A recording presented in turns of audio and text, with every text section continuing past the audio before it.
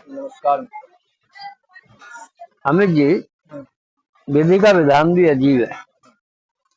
जो लिखा गया वो अटल है, उसे कोई टाल नहीं सकता।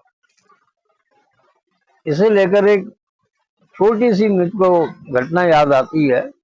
एक बार भगवान शिव ने किसी मसले को लेकर के सभी देवताओं को बुलाया। उसमें भगवान विष्णु भी पहुंचे और दूसरे देवता भी पहुंचे। जब भगवान विष्णु अंदर चले गए तो गरुड़ महाराज जो है बाहर इंतजार करने लगे। तो उसी समय उन्होंने देखा कि यमराज जी आए।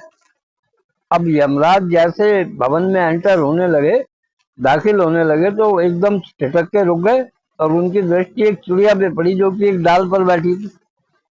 चिड़िया को देख करके वो बड़े हैरान हुए। फिर न जाने क्या सोचकर अंदर चले गए। अब गरुड़ जी एक तरफ बैठे सारी लीला देख रहे थे। उन्होंने यमराज को हैरान होते हुए देखा और चिड़िया को देखा और मन में सोचा जरूर इस चिड़िया पे कोई संकट आने वाला है, क्योंकि यमराज की दृष्टि पड़ गई है।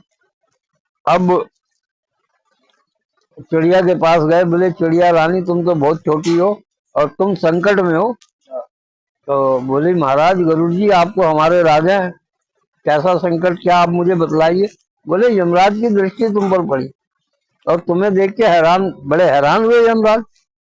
तो बोली जी मैं क्या जानूं, मेरी बुद्धि तो इतनी नहीं है, आप जैसे कहो क्या करूं मैं। तो बोले ऐसा करता हूँ तुम मेरी पीठ पे बैठो और मैं तुम्हें यहाँ से हजारों मील दूर छोड़ाता हूँ, जहाँ पे यमराज की दृष्टि पड़ेगी नहीं। चिड़िया ने कहा जी ठीक है।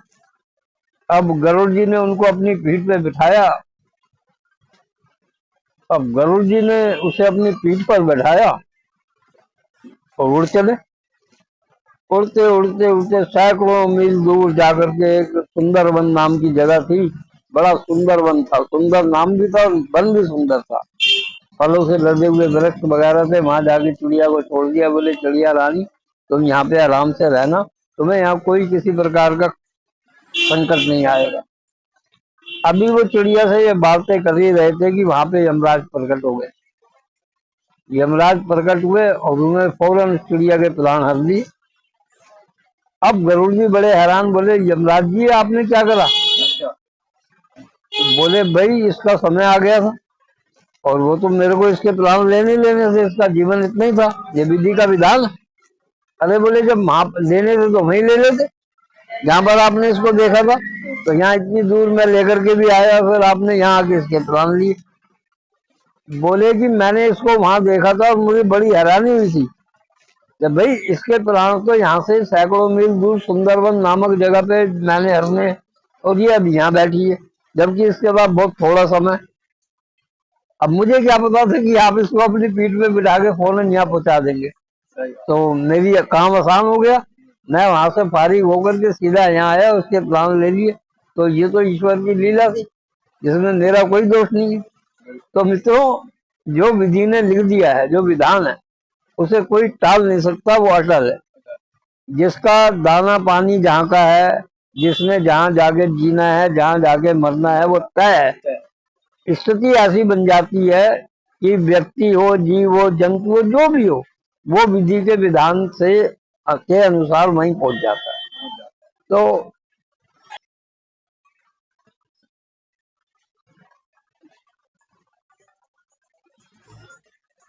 मित्रों, एक वो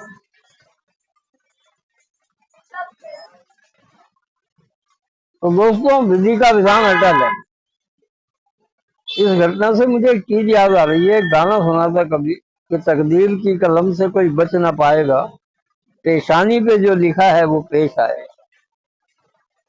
बस ये कहानी यही समाप्त करता हूँ। आपसे एक रिक्वेस्ट है, इस कहानी को देखिए, अगर अच्छी लगे तो लाइक कीजिए, शेयर कीजिए, ताकि दूसरे भी इस कहानी को पढ़ें, सुने और कोई सीख अपने बच्चों को भी दें और खुद भी दें।